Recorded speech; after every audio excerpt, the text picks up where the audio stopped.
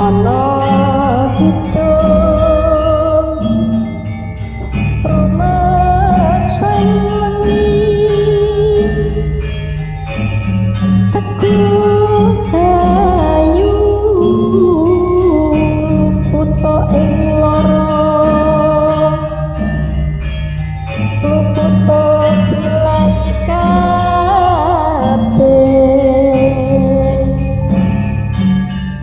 jin setan tetan urut paneluhan. Nama saya Barji, usia 52 tahun. Saya punya pengalaman buruk yang tidak mungkin saya lupakan, dan itu terjadi pada 25 tahun silam. Begini ceritanya. Minggu depan, aku akan mengikuti diklat atau pendidikan dan pelatihan yang diselenggarakan oleh salah satu perusahaan BUMN di negeri tercinta ini. Lokasi diklatnya di daerah Jawa Barat.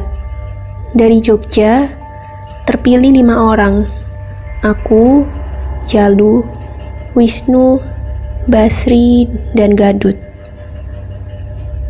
Diklat itu dilaksanakan selama 2 minggu, terhitung mulai hari Rabu minggu depan. Tepat hari Senin sore ini, kami berlima pun berangkat dengan bis umum dengan tujuan kota tujuan kami. Singkat kata, Selasa pagi jam 10-an, kami pun sudah sampai di lokasi diklat. Satu bangunan besar yang dikelilingi kebun teh. Gedung ini berlantai 2, dengan halaman gedung yang luas. Kami berlima lalu diantar oleh penanggung jawab area itu untuk menuju asrama yang terletak di belakang gedung utama, namun agak jauh ke belakang. Semua area ini dikelilingi tembok tinggi, jadi mau kemanapun harus melewati pos penjaga di depan. Begitu terlihat asrama itu terdiri dari 4 bangunan. Sebut saja asrama A, B, C, dan D.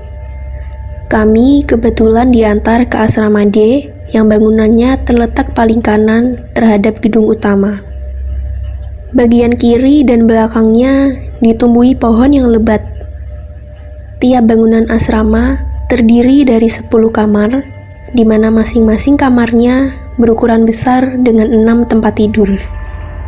Setelah Pak Yatna, nama pengurus area di sini, menunjukkan kamar tempat kami tinggal, yaitu di kamar nomor 10 asrama D. Dia pun segera kembali ke gedung utama. Aku dan Wisnu bersepakat untuk lihat-lihat asrama ini. Kami pun melangkah keluar dari kamar menuju ke arah kanan, di mana kamar nomor 9 berada. Pintu kamar itu tertutup, dan saat telinga Wisnu ditempelkan ke daun pintu, tidak terdengar apa-apa. Berarti kamar ini masih belum datang yang akan menempatinya, Ji, bisiknya padaku. Aku sejujurnya merasa agak seram di asrama ini. Di samping bangunannya tergolong lama, namun juga rasanya hening banget. Kami berdua kemudian mulai berjalan ke arah kamar nomor 8. Ternyata sama aja, juga tanpa penghuni. Aku dengan Wisnu terus menelusuri lorong itu, melewati kamar satu persatu. Ternyata hanya rombongan kita yang duluan menempati asrama ini, Ji, kata Wisnu. Gimana kalau kita keluar gedung D ini untuk berkeliling? Tanyaku. Ayo, Ji, jawabnya pendek. Kami pun mulai mengitari gedung D ini. Terlihat di sebelah kiri gedung, pohonnya rimbun, menambah seramnya suasana di sini. Tiba-tiba Wisnu berhenti berjalan. Coba kamu perhatikan di pohon bambu itu. Ada bayangan hitam, Ji, kata Wisnu berbisik. Aku coba memperhatikan lebih seksama, apa yang dimaksud Wisnu. Akhirnya aku bisa melihatnya walau cuma sedikit. Aku langsung merinding. Aku tidak dapat melihat rupanya karena terhalang pohon-pohon bambu yang memang berjajar dan agak gelap. Aku takut, Ci, kata dia lirih. Ternyata Wisnu juga takut, kataku dalam hati. Mending kita ke gedung sebelah, ajakku. Dan kami pun berjalan ke arah gedung C. Semoga sudah ada peserta lain yang sudah berdatangan. Sesampainya di depan gedung, aku melihat di balik jendela-jendela kaca gedung itu, namun tetap saja tidak ada seorang pun terlihat. Wisnu bilang kepadaku, "Coba kamu lihat di depan gedung A itu. Walau agak jauh, tapi kamu bisa lihat kan kalau ada beberapa orang di sana," kata Wisnu sambil mengajakku untuk lebih cepat ke sana. Setelah sampai di gedung A, memang ada sekitar 20-an peserta sudah datang. Kami berdua pun saling mengenalkan diri sambil mengobrol tentang suasana di area diklat ini. Sekitar 20 menit, aku dan Wisnu kembali ke gedung kami karena terlihat sudah ada beberapa penghuni baru yang memasuki gedung D. Namun gedung B dan gedung C terlihat masih kosong. Dan saat melewati gedung C, tidak sengaja aku melihat sekilas pocong berdiri di dalam gedung sambil melihat ke arah kami berdua, membuat dadaku terasa bergetar. Ternyata Wisnu juga melihatnya. Pocong itu bukan memakai kain kafan putih, namun memakai kain kafan hitam. Wisnu bergidik dan menarik lenganku untuk segera lari menuju ke gedung kami.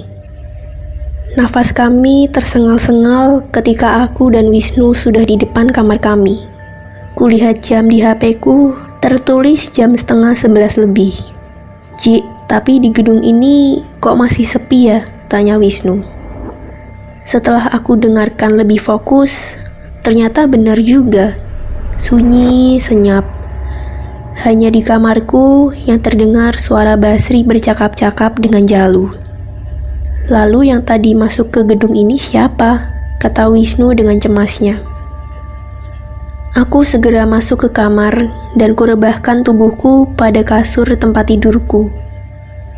"Sudah banyak yang datang, Ji?" tanya Gadut. "Hanya 2 rombongan di gedung A," jawabku. "Basri rupanya tadi melihat di gedung ini sudah pada datang," kata Gadut. "Gak ada, Bas," celoteh Wisnu. "Gak ada gimana? Tadi waktu kamu jalan-jalan dengan Aji, aku keluar kamar sebentar. Kulihat ada perempuan cantik di depan kamar nomor 1, balas Basri. "Wih, asik dong kalau ada perempuannya," saut Gadut. Jalu tiba-tiba mengajak Gadut untuk lihat-lihat keluar sebentar. Tidak lama, mereka berdua keluar kamar. "Jangan lama-lama ya, karena jam 12, waktunya jadwal kita makan," kata Jalu. Basri diam-diam nampak gelisah.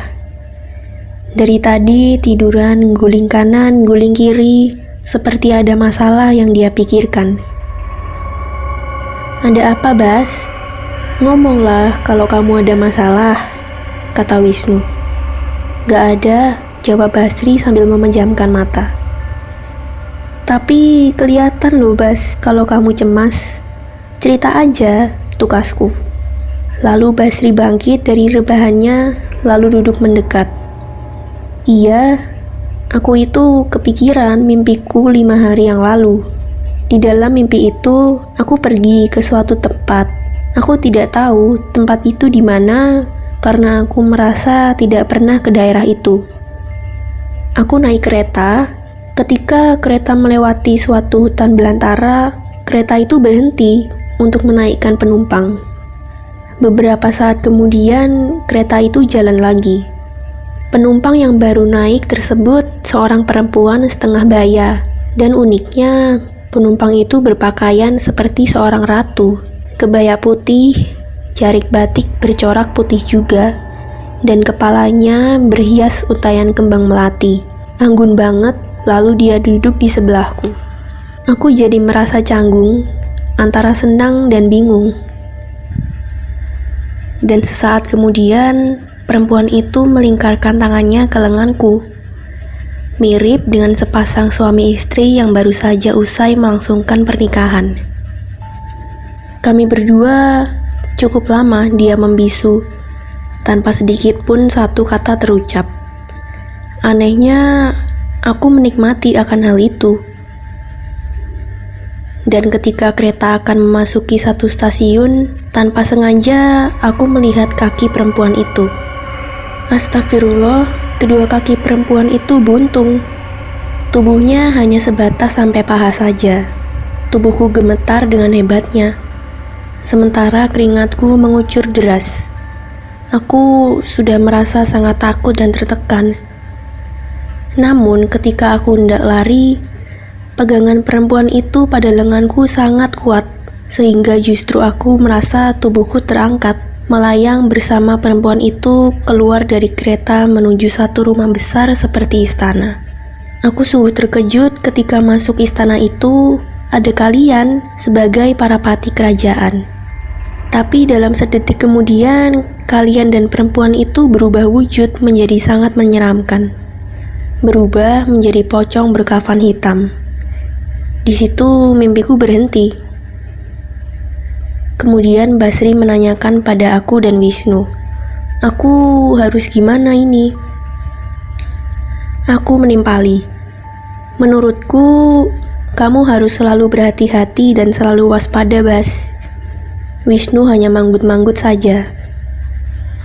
Tidak terasa sekarang sudah jam 11:30. Tapi kenapa Jalu dan Gadut belum juga pulang ya? Kataku dalam hati. Gimana kalau sebentar lagi kita ke pos penjaga di depan untuk memberitahu bahwa kawan kita untuk segera menuju ke tempat makan di asramanya, kataku. Iya benar Ji, kata Wisnu. Namun sebelum kami bertiga menemui penjaga pos di pos depan, Jalu dan Gadut datang dengan muka yang berseri-seri. Habis dari mana? Kok kelihatan pada girang gitu? Tanyaku. Dari kamar 1 Ji, di gedung ini kok. Ada 3 perempuan cantik-cantik ngajak ngobrol. Tugas Gadut. Memangnya mereka tersebut peserta diklat? Kan tahun ini laki-laki semua, tegasku. Walau perempuan, mestinya mereka juga peserta Ji. Kalau bukan, kenapa mereka di sini? Saut Jalu. Benar juga sih, kataku dalam hati. Wisnu mendengar suara mobil dari kejauhan, lama-lama mendekat, lalu berhenti di depan gedung kayaknya. Aku langsung keluar kamar, lalu melihat dari balik jendela kaca itu. Mobil pickup membawa nasi kotak. Ada 3 orang membawa makanan tersebut menuju tempat makan di aula gedung ini. Ternyata hanya 5 kotak saja. Lalu mereka beralih ke asrama lainnya. Aku masuk kamar dan bilang pada teman-teman bahwa makan siang sudah tersedia, namun cuma 5 kotak. Kenapa yang rombongan Putri tidak dapat ya? Aku bilang pada teman-temanku. Terdengar dari jauh suara bel yang berbunyi dari kejauhan, pertanda jam makan siang dimulai. Kami pun keluar kamar dan menuju meja makan yang ada nasi kotaknya. Aku segera melahapnya sambil bercakap-cakap tentunya. Jalu menjelaskan, rombongan perempuan di kamar nomor 1 tersebut dari Sukabumi 2 orang dan dari Bandung hanya 1 orang. Cerita Jalu sambil sesekali minum teh manis yang dia tuang dari teko yang disediakan. Mereka sampai di sini kira-kira tengah malam. Rencananya akan datang menyusul 3 orang perempuan lagi sekitar jam 11 malam nanti. Namun sedari tadi mendengar cerita Jalu, aku jadi takut. Pertama, jelas-jelas tahun ini tidak ada peserta diklat yang perempuan. Kedua, mereka bukan dari satu daerah yang sama. Itu sungguh aneh dan menakutkan. Semoga tidak terjadi apa-apa pada kita berlima. Amin, kataku dalam hati. Setelah makan siang usai, kami menuju ke kamar untuk istirahat. Petangnya setelah maghrib, ada suara mobil mendekat. Itu pasti yang mengirim makan untuk nanti jam 7, kataku pada teman-teman. Aku bergegas keluar kamar untuk menemui orang yang membawa makanan tersebut. "Pak, sudah banyak yang datang?" tanyaku. "Sudah, Mas," jawabnya pendek. "Lalu yang rombongan perempuan itu kenapa siang tadi tidak dapat nasi kotak, Pak?" "Dapat kok, Mas," jawab orang itu, dan mereka pun berangkat lagi. Aku coba menuju ke depan kamar nomor 1 itu, namun aku tidak menemukan nasi kotak di meja makannya. Apa mereka makannya di kamar ya?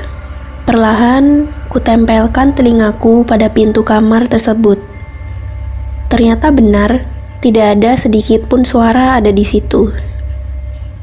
Aku bergidik dan langsung berjalan cepat menuju ke kamarku. "Halo teman-teman, dengar ya. Aku baru saja dari depan kamar nomor 1 dan kupastikan tidak ada makanan di mejanya dan tidak ada suara sedikit pun di kamarnya," kataku. Teman-temanku hanya melongo saja tanpa berkata apa-apa. Namun ekspresi wajah Jalu dan Gadut menunjukkan kalau tidak percaya dengan omonganku. Bunyi lonceng berbunyi, tanda mulai makan sudah terdengar. Kami berlima langsung keluar kamar untuk menikmati makan di malam itu. "Tuh, kamu lihat, Ji," kata Jalu sambil tertawa mengejek. Aku toleh di ujung sana, ternyata benar. Ada 3 perempuan sedang makan juga. "Kenapa pakai seragam seperti itu?" kataku dalam hati. Namun aku tidak katakan pada Jalu bahwa ada keanehan pada baju mereka yang serba hitam itu. "Sehabis makan, kita ke sana ya teman," ajak Jalu pada kami berempat. Namun apa yang terjadi? Sebelum kami selesai makan, 3 perempuan itu sudah tidak ada di kursinya. Dan yang tahu pertama kali kalau 3 perempuan itu sudah tidak ada, justru si Jalu. Setelah makan, kami pun keluar gedung untuk bersantai sambil merokok. Suasana di area asrama ini sangat sepi. Hanya bunyi hewan malam dan sang bulan yang setia memberi cahaya di malam hari. "Ini semua sebenarnya pada kemana sih?" kata Basri. "Bener, padahal besok pagi diklat sudah dimulai," kataku. Beberapa saat kemudian, kami berlima berjalan-jalan ke pos depan, pos penjagaan itu. Sambil mengitari gedung utama, kami jalan dengan santainya sambil menikmati udara malam yang segar ini. Sesampai di pos penjagaan, aku melihat seorang lelaki berumur sekitar 40-an duduk di dalam pos itu. "Sendirian aja, Pak?" tanya Jalu kepada penjaga itu. "Enggak, Mas. Di sini ada 4 orang penjaga, yang 3 lagi masih sholat di gedung itu, Mas," kata bapak penjaga sambil menunjuk ke gedung utama tersebut. Bapak penjaga itu bernama Pak Kus. Dia menerangkan bahwa tadi sore sudah pada datang di sini. Mereka dari berbagai daerah. Dari catatan yang ada, yang sudah di sini sebanyak 54 orang. Sebagian lagi mungkin datangnya besok pagi.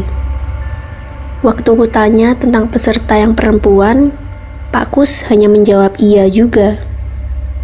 Tak lama, 3 penjaga lain merapat di pos itu. Mereka sepertinya tampak kurang bersahabat. Di samping terkesan pendiam, mereka juga terlihat sedikit pucat, seperti orang yang lagi sakit. Akhirnya kami pun kembali menuju ke gedung D di mana kami bermalam. Di sepanjang perjalanan, kami berlima merasa seperti area di sini ini kosong, terasa nggak ada orang. Namun yang namanya perasaan itu tidak selalu benar kan? Semua itu menjadi mutlak jika sudah dibuktikan. Sesampai di depan gedung A, kami berhenti untuk berjalan. Aku dan Jalu mau masuk, sementara lainnya aku suruh tunggu di depan gedung. Kulihat jam tanganku, tertera jam 7:30. Aku dan Jalu masuk dan menuju kamar nomor 1. Ku ketuk pintu agak pelan, tidak lama keluar seseorang. Kebetulan yang tadi pagi sudah berkenalan. "Ada apa, Mas?" tanya lelaki itu. "Iya, aku nanya, di gedung ini sudah datang semua, Mas," ujarku. "Belum, Mas. Kami di sini 10 orang dari 2 daerah yang berbeda, Mas," katanya. "Kalau gedung B dan C banyak yang datang, Mas," tanyaku lagi. "Maaf, Mas, aku kurang tahu. Namun sepertinya sih masih kosong, Mas," jawab dia lagi. "Baik, Mas, aku balik ke gedungku mau istirahat. Sampai besok, Mas," ucapku. Sambil garuk-garuk kepala, ku berjalan keluar gedung. Jalu langsung menjelaskan kepada Wisnu, Basri, dan Gadut bahwa di gedung itu hanya ada 10 orang, sedangkan yang gedung B dan gedung C tidak tahu. Kami berlima meneruskan berjalan menuju gedung B. Beberapa menit, sampailah di depan gedung B. Gantian yang masuk celetuk Jalu. Akhirnya Basri dan Wisnu yang berjalan masuk ke gedung tersebut. Tiba-tiba kami yang ada di luar gedung B mendengar suara samar-samar orang bernyanyi, dan sumber suara itu kemungkinan besar dari gedung utama. "Suara seorang perempuan," bisik Gadut. "Itu bernyanyi atau merintih, Dut?" tanya Jalu. "Iya, kayak bersenandung sedih," sautku. Diam-diam bulu kudukku sudah berdiri. Tak lama kemudian, suara itu lenyap hampir bersamaan dengan keluarnya Wisnu dan Basri dari gedung C. Tanpa diminta, Wisnu mengatakan kalau di dalam hanya ada 5 peserta. Mereka dari Banjarmasin. Tapi tadi saat Basri membuka kamar nomor 6, terlihat ada sosok perempuan berambut panjang menghadap ke tembok. Basri langsung lari mendekati Wisnu yang sedang mengobrol dengan peserta dari Kalimantan itu. "Memangnya kamu mengecek semua kamar, Bas?" tanyaku pada Basri. "Awalnya memang begitu, namun karena ada sosok hitam di dalam kamar nomor 6, jadinya aku takut kalau mau lanjutkan ke kamar nomor 7 dan lainnya," jawab Basri yang masih ketakutan. Akhirnya kami meneruskan langkah menuju gedung C. Begitu di depan gedung C, Gadut berujar, "Sekarang giliran aku, dengan siapa nih yang masuk?" Terpaksa aku yang menemani Gadut masuk ke dalam gedung karena mereka bertiga sudah takut duluan. Kamar demi kamar aku lewati setelah aku ketuk dulu pintunya. Sampai di kamar nomor 10, tidak ada yang merespon ketukanku kecuali kamar nomor 3. Aku dan Gadut balik lagi menuju kamar nomor 3, lalu aku ketuk lagi sambil bilang permisi. Ada sautan iya dari dalam, namun orangnya tidak kunjung keluar. Terpaksa aku buka kamar itu perlahan. Dan apa yang aku lihat sungguh di luar perkiraanku. Tiap tempat tidur di kamar itu terisi satu pocong berkafan hitam. Aku tutup pintu itu dengan keras sambil berlari keluar gedung. Gadut yang tidak tahu apa-apa ikut berlari mengikutiku. Aku berhenti di depan mereka bertiga yang masih menunggu di luar. Aku masih tersengal-sengal. "Ada apa? Ada apa?" kata Jalu dan Wisnu. Aku masih tidak bisa menjawab. Aku masih tersengal-sengal. "Ada apa tadi, Dut?" tanya Jalu pada Gadut. "Aku nggak tahu. Aku tadi terkejut karena Aji membanting pintu lalu berlari. Jadinya aku ikutan lari," jelas Gadut. Namun sebelum aku ceritakan kejadian tadi, mataku melihat ada yang bergerak-gerak di lantai 2 gedung utama. Aku kembali ketakutan saat melihat ada pocong yang berkain kafan hitam yang ada di balik jendela lantai atas itu. Segera aku menuju ke atas sambil berkata, "Pocong!" Kami berlima jadi panik. Bisanya hanya berdiri kaku tanpa tahu harus lari kemana. Basri menyeletuk, "Pocong itu sudah tidak ada. Apa kita pulang saja sekarang?" tanya Gadut. "Kalau terpaksa, mending kita gabung dengan peserta lain di gedung A," kataku. Iya, itu usul yang baik, kata Wisnu. Setelah nafas sudah kembali teratur, kami pun berjalan menuju ke kamar kami sendiri. Setelah sampai di gedung D, langkah kami terhenti setelah tahu kalau pintu kamar nomor 1 dalam keadaan terbuka. Aku coba dekati kamar itu, dan sesampai di pintu kamar, aku lihat lampu kamar tidak menyala. Aku ragu-ragu mau nyalain lampu, karena harus masuk dulu beberapa langkah hingga bisa menyalakannya. Jujur aku takut, kataku pada teman-teman. Mending kita ke kamar sendiri aja, kata Jalu sambil bergegas menuju kamar kami sendiri. Sesampai di dalam, kulihat jam tanganku masih jam setengah 10 kurang sedikit. Lalu aku menuju ke kamar mandi. Setelah selesai, aku langsung rebahan diikuti oleh yang lain.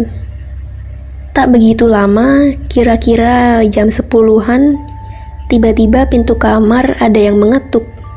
Kami berlima tetap meringkuk, tapi ketukan itu terus berbunyi. Karena tempat tidur yang paling dekat dengan pintu, terpaksa aku bangkit untuk membuka pintu itu. Jantungku mulai berdetak lebih cepat, sementara teman yang lain hanya melihat saja dari tempat tidur masing-masing. "Siapa ya di luar?" tanyaku. Namun tidak ada jawaban, hanya ketukan pada pintu yang terus berbunyi. Pelan-pelan aku buka pintu itu. Di depan pintu sudah berdiri sosok tinggi besar. Iya benar, sosok Pak Yatna rupanya. Aku yang dari tadi sudah gemetaran, mencoba mengendalikan diri lalu melontarkan pertanyaan kepada Pak Yatna. "Ada apa, Pak?" "Ini Mas, saya tadi menemukan tas di depan, apa ini miliknya?" "Sepertinya bukan, Pak," sambil aku menunjukkan kepada teman-teman. Mataku sempat memperhatikan mukanya, pucat pasi seperti mayat. Dan kenapa juga malam begini dia di sini, kataku dalam hati. "Bukan milik kami, Pak," kataku sekali lagi. Tanpa sepatah kata, Pak Yatna pergi. Buru-buru aku tutup pintu kamar, sekalian aku kunci. Aku punya usul kepada teman-teman. Jika ada gangguan lagi, kita pindah ke gedung A, kataku. Hampir semua serentak menjawab iya. Entah sudah jam berapa, terdengar Wisnu berbisik pada Jalu. "Coba dengar baik-baik. Ada suara langkah kaki di depan kamar. Bolak-balik, namun tidak mengetuk kamar kita," kata Wisnu. Aku yang tadinya sudah setengah tidur, jadi terjaga. Ternyata benar, ada suara orang jalan perlahan dan terkesan mondar-mandir seperti orang gelisah. Sekarang sudah jam 12 lebih. Jalu sepertinya penasaran, jadi dia berdiri lalu menuju arah pintu. Aku yang melihat gelagat ini berbisik pada yang lain agar menyiapkan tas masing-masing jika diperlukan harus lari. Jalu buka pintu kamar dengan lebar. Kulihat tidak ada reaksi dari Jalu. Aku pun bangkit dari tempat tidur menuju Jalu berdiri. Setelah aku di luar kamar, tidak ada apa-apa, termasuk suara langkah kaki tadi ikut menghilang. Namun, kami berdua kembali dikejutkan suara pintu yang ditutup. Yang jelas, suara itu datang di antara kamar-kamar di gedung ini.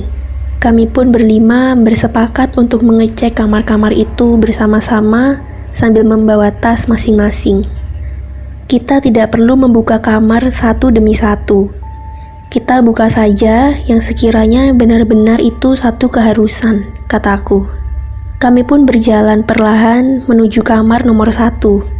Gadut ketuk pintu kamar itu.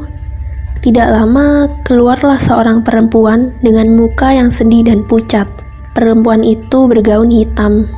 Tubuhku gemetaran melihat perempuan itu. Sebentar kemudian, muncullah dari dalam beberapa pocong berkafan hitam menuju ke arah kami. Kami pun langsung berhamburan keluar gedung, lalu mengunci pintu gedung itu dari luar.